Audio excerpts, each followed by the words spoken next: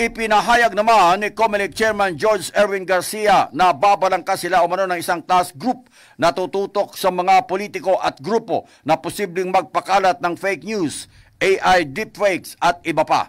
Sinabi pa ni Garcia na ang binubuong team ay siya magkikipag-ugnayan sa mga ahensya ng gobyerno para mahabol ang mga gumagawa umano ng disinformation.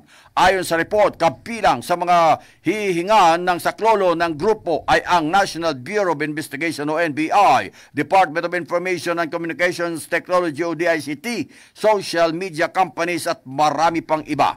Napakalaman na maging ang Presidential Communications Office umano ay hihingan sila ng tulong kung kinakailangan. Kaugnay ito, nakiusap ang COMELEC chief na sa taong bayan na suportahan sila umano sa paghahanap sa fake news peddlers upang papanagutin sa batas ang mga ito. Samantala, nakadepende naman umano sa pagdidetermina ng mga eksperto kung ano umano ang maaaring ikampanya o isampang kaso, ipapataw na parusa at hihinging danyos laban sa mga lalabag sa batas o maninira gamit ang makabagong teknolohiya.